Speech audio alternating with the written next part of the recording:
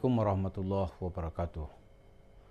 Para pemirsa, seringkali di dalam Al-Quran itu diceritakan bagaimana orang-orang zalim itu beranggapan bahwa dia akan memenangkan pertarungan di dunia ini.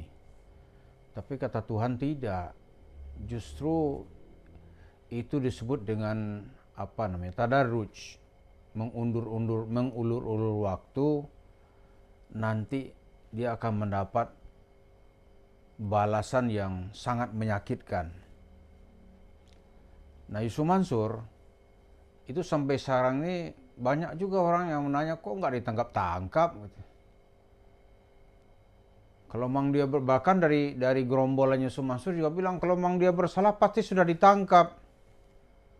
Tapi bagi kita nilainya nggak begitu.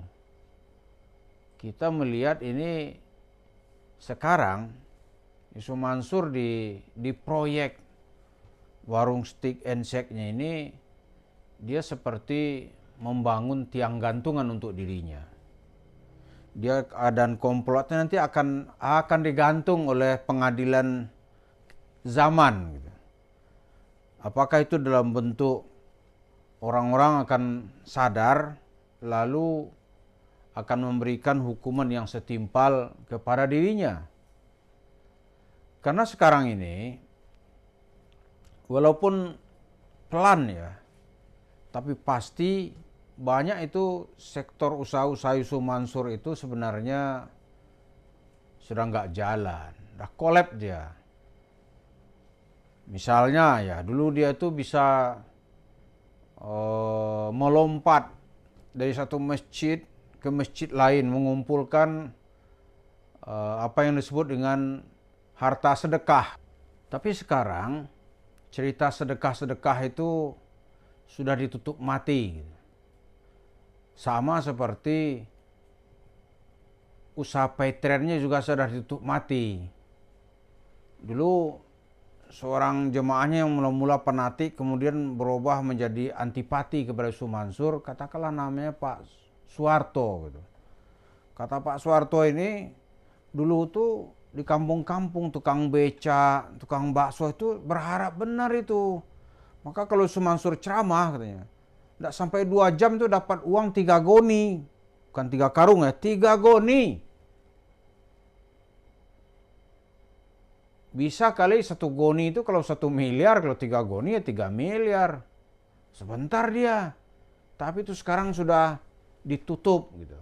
Lalu pindah ke Patreon. Patreon juga sudah ditutup. Lalu kemana dia? Maka muara terakhir orang mengejar nih yang kita sebut sebagai tiang gantungan Yusuf Mansur itu nanti akan bermuara di warung steak and shake.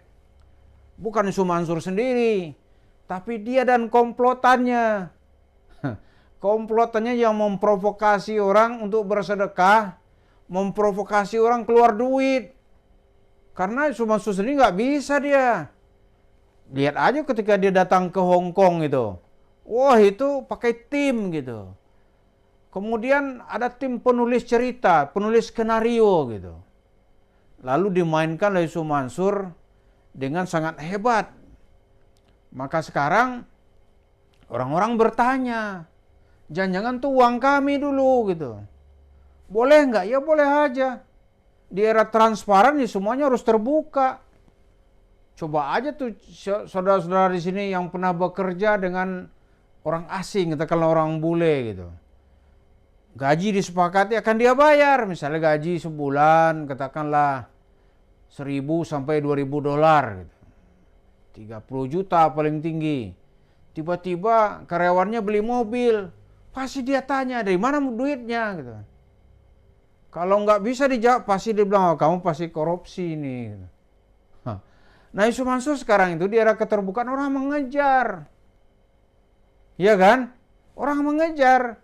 Dari mana duitnya? Nggak mungkin lah, seperti Pak Budiman bilang, nggak mungkin lah kalau tanpa duit memanipulasi masyarakat. Ini dari mana? Bisa semalam dapat 2 miliar.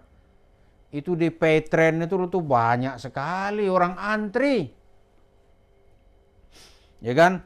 Usaha Yusuf Mansur yang lain juga ada mau mati tahun ini itu, dilihat misalnya nih pesantren tahfiz Quran sebagai bemper dia untuk mencari duit gitu.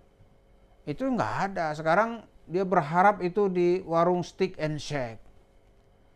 Kalau di bisnis pasar modal gitu. Oh, kalau dia belum jual saham-sahamnya yang dulu itu, sekarang lagi nyungsep. Berat dia. Jadi harapan dia sekarang tuh usaha real itu ya bagaimana nih dengan cerita-cerita ini dia bangkit gitu. Tapi jangan pula kita bayangkan walaupun Yusuf Mansur sekarang ini kita anggap banyak hal yang sudah ditutup. Oh dia konglomerat. Konglomerat dia. Nggak ada saya kira satu ustadz pun yang mampu menyaingi Yusuf Mansur. Nggak ada. Dia itu cepat sekali. Hebat sekali gitu. Uangnya masih ratusan miliar. Bahkan mungkin triliunan. Coba dia kumpulkan itu berapa tahun itu. Ada masalah dia nggak peduli. Nggak peduli dia. Orang mau jerit-jerit minta nggak ada. Iya kan? Nggak ada tuh cerita-cerita. Oh kasihan nggak ada cerita itu. Nah jadi sekarang ini ya perkiraan seperti yang diceritakan oleh Pak Iqbal banyak tempat itu uang itu ya itu hasil 4 gulipatnya Yusuf Mansur. Uang sedekah yang dia 4 gulipat gitu. Kalau kita kan udah bicarakan sisi hukumnya kemarin itu. Hukum mengambil harta masyarakat lalu digunakan untuk kepentingan pribadi. Ijma ulama itu. Atau menggunakan yang bukan pada haknya. Lihat aja tuh keputusan Tarjih Muhammadiyah. Ya, hukumnya haram. Itu pada tahun 2008 Majelis Tarjih sudah menggelar sidang dan membuat fatwa gitu. Nah, ini kita lihat bagaimana ini cerita akhir dari Yusuf Mansur ini. Kalau pandangan kita sederhana, Yusuf Mansur sekarang ini ya sedang membangun tiang gantungannya di warung steak and shake. Berapa lama lagi? Sebentar. Ini akan terjadi akselerasi atau percepatan nanti ini setelah kabinet terbentuk. Setelah kabinet terbentuk ya pemerintah pasti akan mencari dana-dana yang digunakan secara tidak sah. Ya kan? Prabowo sebagai presiden terpilih nanti akan didesak umat Islam supaya membentuk tim. Kan Pak Zaini udah ngusulin kemarin bentuk tim independen. Ini nanti Yusuf Mansur pasti akan mencret-mencret ini. Mencret-mencret dia. Dia mau lari kemana? Mau lari misalnya cerita agama, nggak ada cerita sudah. Ternyata dia bukan tokoh agama, wawasan agamanya payah, dia hebat bagaimana mengumpulkan uang. Itu iya, kita akui gitu. Tapi kan pintu-pintunya banyak sudah tertutup. Dan mitra-mitra TikTokannya sudah habis. Dulu tuh kan banyak yang membela-bela dia gitu. Banyak dulu yang bela-bela dia, sekarang nggak berani. Habib sekarang nggak ada yang berani bela-bela dia. Membela dia dikejar oleh masyarakat. Nggak ada cerita. Nggak ada cerita. Kecuali dilari ke Tarim sana dari Yaman gitu. Itu mungkin masih banyak. Gitu. Tapi kalau di sini nggak ada cerita. Orang akan dari berbagai sudut sekarang ini orang akan mengejar bagaimana dan di mana Yusuf Mansur. Gitu. Uangnya diumpatkan di mana?